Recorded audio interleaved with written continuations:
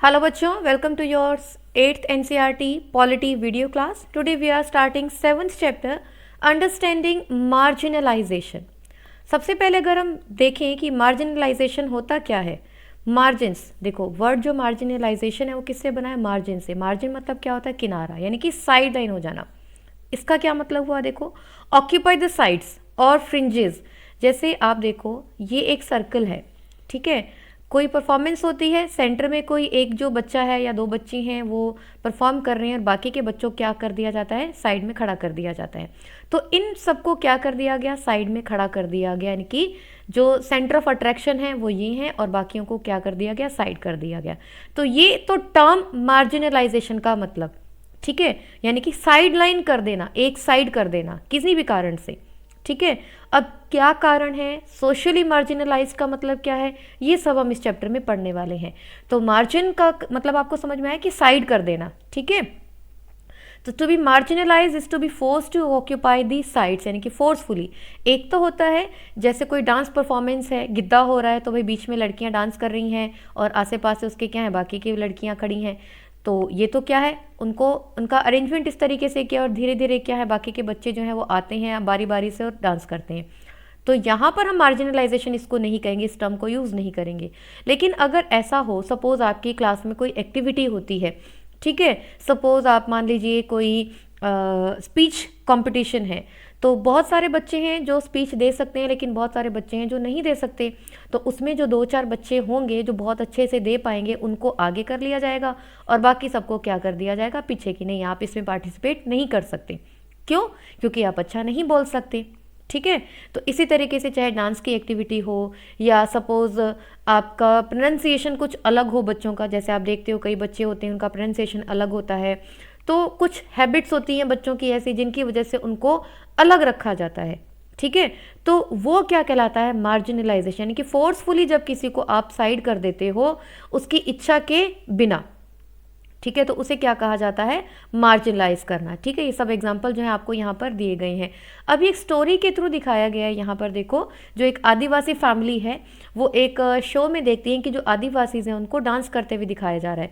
तो ये जो बच्ची हैं जो आदिवासी कम्युनिटी से ही बिलोंग करते हैं, they were asking from their grandpa that दादू why do they always show Adivasis is only dancing, यानी कि जो आदिवासीज हैं उनको सिर्फ डांस करते हुए क्यों दिखाया जाता है। देखो आप लोग भी कभी देखते होंगे, आपके स्कूल में कल्चरल एक्टिविटीज़ होती हैं, अलग अलग कम्युनिटीज़ को जब आप शो करते हो तो उनमें से सपोज एक आदिवासी कम्युनिटी है तो उनको एक डांसिंग गेटअप में ही दिखाया जाता है ना। ये बहुत कॉमन चीज़ है। लेकिन आदिवासी के जो कम्युनिटी है उनके बारे में और बहुत सारी चीज़ें हैं जो जाननी चाहिए, समझनी चाहिए, लेकिन ऐसा नहीं है। क्यों? क्योंकि उनको हमने क्या कर दिया है, सोशली मार्जिनलाइज कर दिया है। क्यों? Because we think that they are not as developed as the other group of the society, they are not up to the level of the other groups, as the other groups are equally developed and the Adivasis are not, ऐसा हम सोचते हैं। तो ऐसी एक story बताई गई है, ये जो दादू हैं ये अपनी स्टोरी बताते हैं कि उड़ीसा के गांव से ये बिलोंग करते हैं and they were having rich landlord थे वो, अच्छी खासी उनकी ज़मीन थी, but due to some reason जो उनका फॉरेस्ट था, जो एरिया था, लैंड थी, वो एक्वायर कर ली गई, फोर्सफुली इनको वहाँ से हटा दिया गया। और जो लोग नहीं हटे वहाँ से उनके साथ मारपीट की गई, मतलब उनको ज़बरन जो उनकी जगह से बाहर निकाल दिया गया। ऑल देवर आदिवासीज। फिर जो कंपनी का रूल आया उन्होंने भी क्या किया, फोर्सफुली इनको उन जगहों से हटा दिया और धोखे से जो लोग पढ़े लिखे नहीं थे खाली पेपर पर उनसे साइन करवा लिए और उनकी सारी ज़मीन को जो है वहाँ पर ले लिया। तो ये चीज़ बताई जा रही है कि जो भी उनकी जॉब थी उस लैंड से, जो भी इनका कामकाज था वो सब उनसे छीन लिया गया, मारपीट की गई, उनके को बाहर निकाल दिया गया।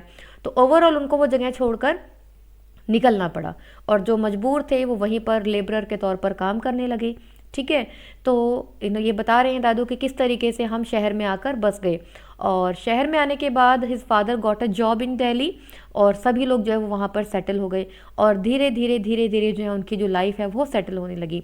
And the kids were saying again that's why we are not equally treated in the classroom also, all the children are making fun of us, कि जो बाकी के बच्चे हैं वो भी हमारा मजाक उड़ाते हैं, हम जिस तरह की लैंग्वेज बोलते हैं या जैसे हम इंग्लिश नहीं बोल पाते हैं, प्रॉपर हिंदी हम नहीं बोल पाते हैं, जो हमारा एक्सेंट है, जो लहजा है हमारी बात करने का वो अलग है जिससे वो हम पर हंसते हैं। तो ये सब जो चीज़ें हैं ये बच्चे डिस्कस कर रहे हैं कि क्यों हमारे साथ ये हुआ। अगर हम पुराने समय की बात करें तो क्यों हमें हमारी ही जगह से फोर्सफुली भेज दिया गया, निकाल दिया गया, या आज के समय में अगर हम बात करें तो हमें जो है वो इक्वली ट्रीट नहीं किया जाता क्योंकि हमारी लैंग्वेज अलग है, या हमारे जो रिचुअल्स हैं वो अलग हैं, या हमारा स्टाइल अलग है, हमारा एक्सेंट अलग है, हम थोड़े दिखते अलग हैं। तो इन सब चीज़ों के कारण जो है हमारे साथ जो है थोड़ा सा जो बर्ताव है अलग किया जाता है, भेदभाव किया जाता है। ठीक है, तो ये जो स्टोरी है दिखाई गई है। तो आदिवासी जो टर्म आ रही है, एक्चुअली आदिवासी होते क्या हैं? आदिवासी, if we talk about the literally meaning of the Adivasi, आदि मीन्स शुरुआत, स्टार्टिंग, ठीक है, और वासी मीन्स रहने वाले। तो जो शुरुआत से ही रह रहे हैं, ओरिजिनल इनहैबिटेंट्स हैं, उन्हीं को हम क्या कहते हैं? आदिवासी। जो उस एरिया में शुरुआत से ही रह रहे हैं, शुरुआत में क्या थे? जंगल थे, तो उन जंगलों में जो शुरुआत से ही रह रहे हैं उस कम्युनिटी को, उन लोगों को हमने क्या कह दिया? आदिवासी। Around 8% of India's population is Adivasi and many of India's most important mining and industrial centrals are located in the Adivasi areas, जैसे जमशेदपुर है, राउरकेला, बोकारो, भिलाई, और बहुत सारे जो एरियाज़ हैं, जो फॉरेस्ट एरियाज़ हैं, वहीं पर क्या है? इंडस्ट्रियल सेंटर हैं, और लगभग 8% जो इंडिया की पॉपुलेशन है वो वहीं पर रहती है। अच्छा, जो आदिवासी हैं वो भी होमोजीनस नहीं है। होमोजीनस टर्म आपने साइंस में पढ़ी है, ध्यान है ना, मतलब सब एक जैसे नहीं है, वो भी अलग अलग हैं। There are 500 different Adivasi group, आदिवासियों में भी अलग अलग ग्रुप बने हुए हैं। तो जैसे मध्य प्रदेश, छत्तीसगढ़, झारखंड, उड़ीसा, गुजरात, राजस्थान, आंध्र प्रदेश, वेस्ट बंगाल, या जो नॉर्थ ईस्टर्न स्टेट्स हैं, अरुणाचल प्रदेश की हम बात करें, आसाम की हम बात करें, मणिपुर, मेघालय, मिजोरम, इन सब एरियाज़ में अलग अलग जो ग्रुप हैं आदिवासी रहते हैं। यानी कि इन सब एरियाज़ में जंगल हैं, फॉरेस्ट हैं, और इन फॉरेस्ट में रहने वाले जितने भी आदिवासी हैं वो सब अलग अलग तरह के हैं। जैसे हम उड़ीसा की ही बात करें, is home to more than 60 different tribal group. ठीक है, 60 से ज़्यादा जो आदिवासी हैं, ट्राइबल ग्रुप्स हैं, वो यहाँ पर रहते हैं। और ये जो सोसाइटीज़ हैं, आदिवासी सोसाइटीज़ हैं, ये most distinctive because there is often very little hierarchy among them, यानी कि इसमें जो ऊंच नीच ये जो चीज़ें हैं ये यहाँ पर नहीं है, all mostly all are equal. ठीक है, this makes them radically different from communities organize around principles of jati varna, यानी कि जो कास्ट सिस्टम है, वर्ण सिस्टम है, वो इन आदिवासियों में मेनली नहीं होता। तो ये जो चीज़ें इनको बाकी की जो कम्युनिटीज़ हैं उनसे अलग करती हैं।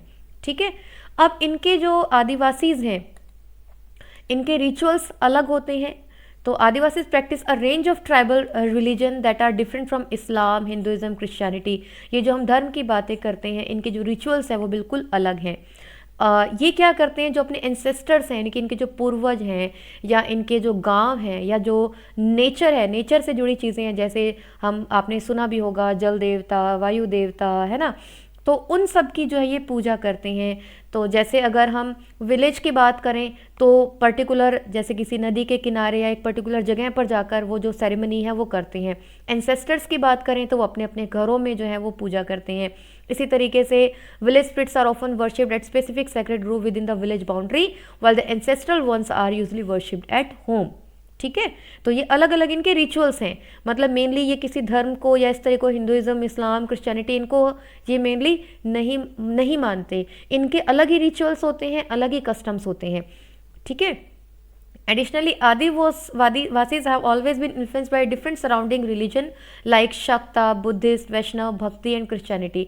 अगर हम देखें भी आज के समय में जैसे जैसे टाइम पीरियड चेंज हो रहा है, तो ये जो आदिवासी हैं, जैसे ये एक जंगल है, जंगल में आदिवासी रह रहे हैं, और आसपास का जो एरिया है यहाँ पर जो लोग रहते हैं, अब इनका कांटेक्ट तो है ही इनसे, कम है ज़्यादा है जैसा भी है, तो इन लोगों से ये इन्फ्लुएंस होते हैं। और साथ ही साथ जो बाहर के लोग हैं वो इन लोगों से, यानी कि आपस में क्या होता है, ये एक दूसरे के साथ एक्सचेंज करते हैं।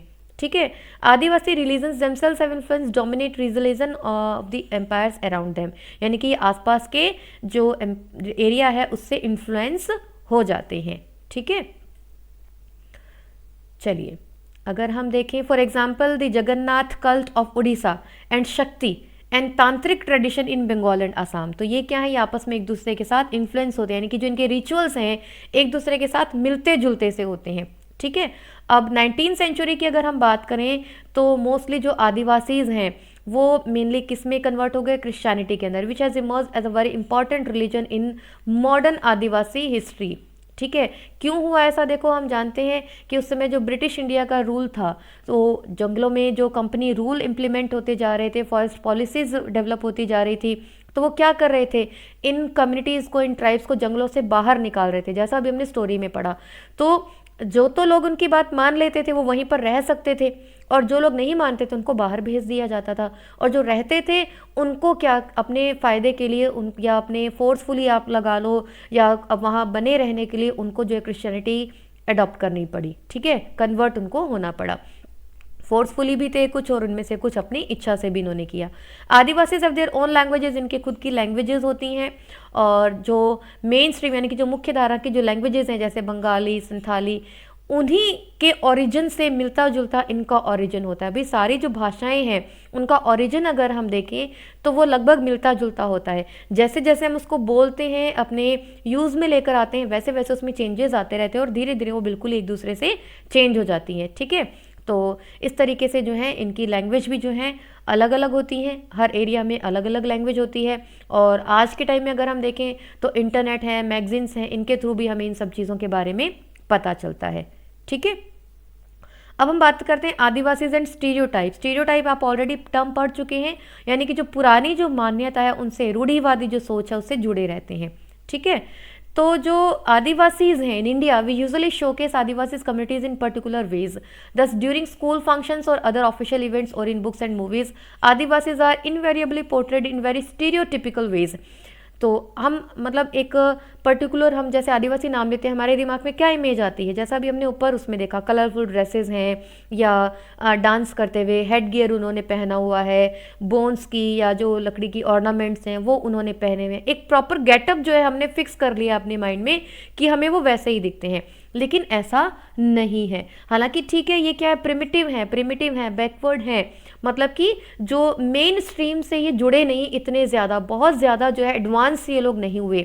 लेकिन ऐसा नहीं है कि ये सिर्फ डांस ही करते हैं, या ये समझदार नहीं हैं, या जो है ये मेन स्ट्रीम के साथ जुड़ नहीं सकते हैं, ऐसा नहीं है। अगर इनको मौका मिले और ये चाहें तो क्या कर सकते हैं, चेंज हो भी सकते हैं। क्योंकि आज हम देखें जैसे जैसे लोग अवेयर हो रहे हैं, एजुकेशन बढ़ रही है, तो बहुत सारे आदिवासी लोग जो हैं वो मेन स्ट्रीम के साथ भी जुड़ रहे हैं। ठीक है, तो यहाँ ये कहना होगा एक स्टीरियोटाइप जो सोच है वो हमें भी बदलनी पड़ेगी, और जो आदिवासी कम्युनिटीज़ हैं उनको भी ये समझना होगा। ठीक है, क्यों, क्योंकि ये believe to be resistant to change और न्यू आइडियाज़, क्योंकि ये जो है अपने नेचर के साथ ही जुड़े रहना चाहते हैं।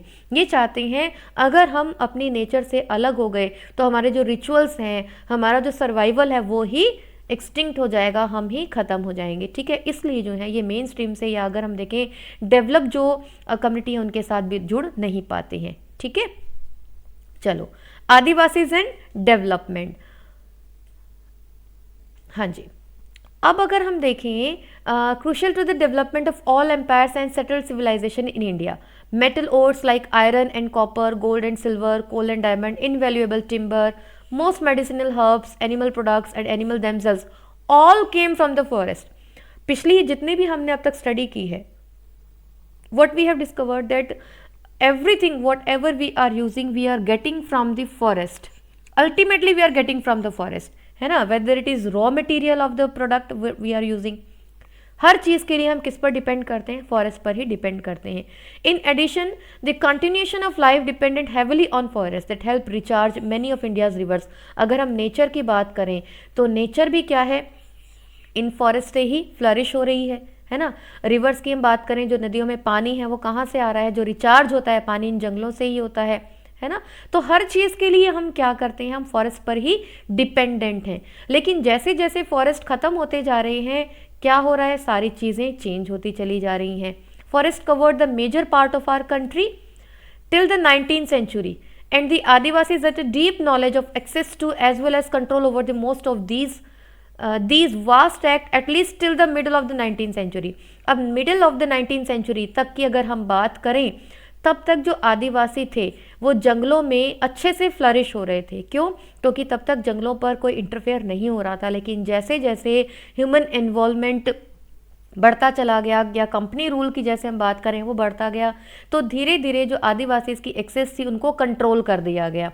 ठीक है, अब जो एम्पायर्स थे वो जो मेनली आदिवासी पर ही डिपेंडेंट थे, क्योंकि घने जंगल हैं, कहाँ से क्या रास्ता जाता है, घने जंगलों में से होकर निकलना या वहाँ पर सर्वाइवल करना बहुत मुश्किल था, है ना। जो फॉरेस्ट प्रोडक्ट जिनके लिए हम जो हमारे लिए ज़रूरी हैं उनके लिए भी हम इन आदिवासी पर ही डिपेंड करते थे।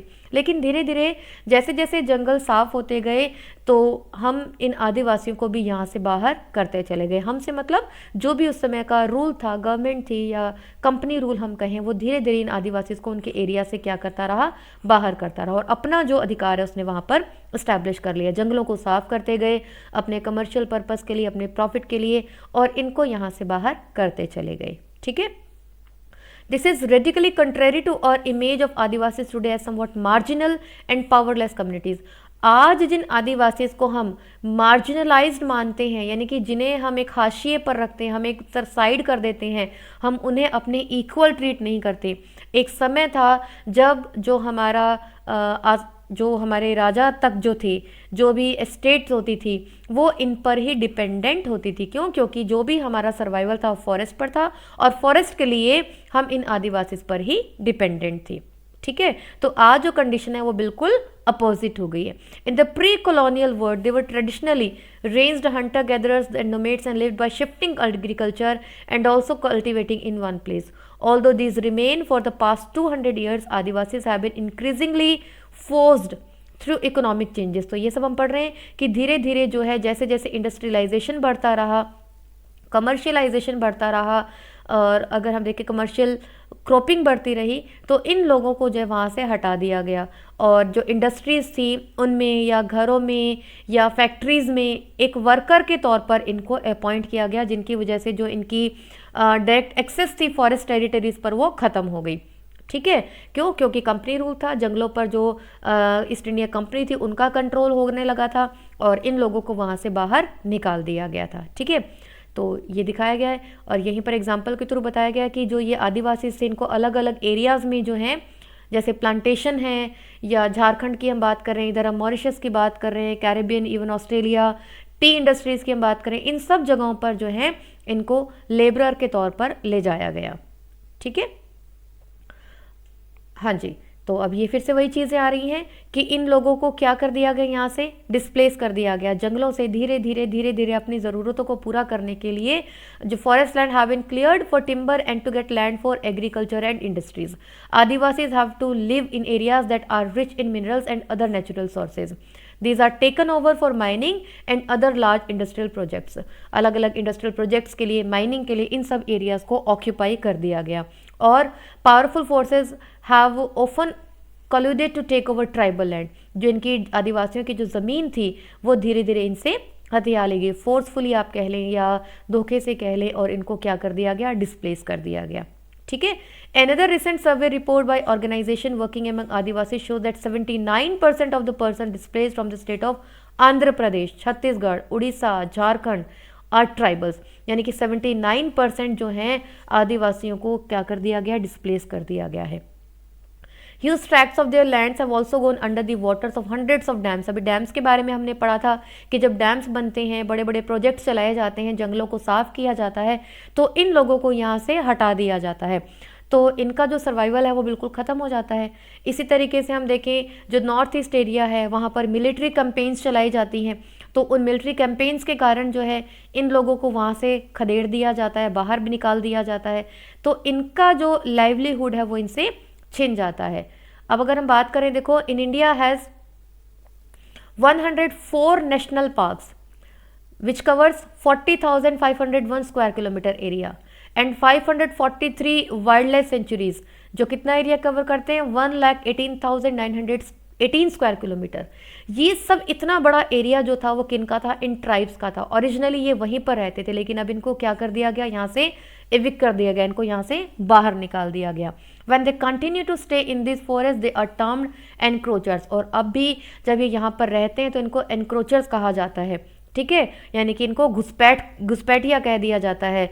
फिर जो मिलिट्री कैंपेन्स चलाई जाती हैं उनके साथ मारपीट की जाती है, यानी कि हर तरीके से फोर्सफुली धोखे से इनको उनके एरिया से ही बाहर निकाल दिया जाता है।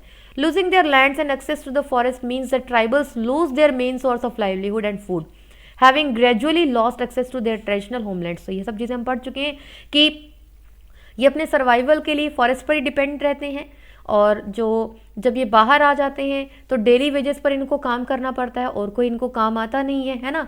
तो और जब डेली वेजेस पर काम करते हैं तो क्या आ जाता है, इनको वेजेस बहुत कम मिलती हैं। जब वेजेस कम मिलेंगी तो क्या होगा, पुवर्टी आएगी, और जब पुवर्टी आएगी तो ये अपनी खाना पीना पूरा नहीं कर पाएंगे, हेल्थ सर्विसेज अवेल नहीं कर पाएंगे, एजुकेशन नहीं ले पाएंगे। तो इस वजह से ही क्या होता है, एक पुवर्टी का साइकिल चलने लगता है। ठीक है, तो ये सब किस कारण से हुआ, ये हुआ गवर्नमेंट की पॉलिसी के कारण। लेकिन सफ़र कौन कर रहा है, ये आदिवासी लोग, और जो मार्जिनलाइज्ड हो गए सोसाइटी से, क्योंकि ये गरीब रह गए।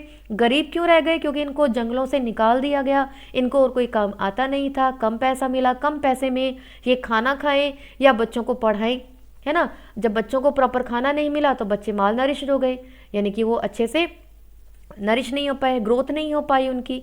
तो इस तरीके से जो है सोसाइटी के अंदर क्या बन जाता है, मार्जिन्स, यानी कि गैप आ जाता है पुअर और रिच का। ठीक है, तो ये फिर से एक एग्जांपल के थ्रू आपको बताया गया है। अब हम बात करते हैं माइनॉरिटीज़ एंड मार्जिनलाइजेशन। माइनॉरिटीज़ मतलब क्या होता है, माइनॉरिटीज़ मतलब जो संख्या में कम होते हैं। ठीक है, माइनॉरिटीज़ एंड मार्जिनलाइजेशन। चलिए ये टॉपिक हम कल करेंगे, आज का वीडियो हमारा लेंदी हो जाएगा बहुत ज़्यादा। I hope everything is clear to you. Today we have discussed about the Adivasis and how they were displaced from their native land, यानी कि उनके जो ओरिजिनल जो ये रहने वाले थे जहाँ के, वहाँ से इनको किस तरीके से बाहर निकाल दिया गया फोर्सफुली, और फिर क्यों ये मार्जिनलाइज्ड हो गए। I hope everything is clear to you. Anyhow, if there is any doubt, you can keep me posted in the comment section. Thank you for watching. Stay connected.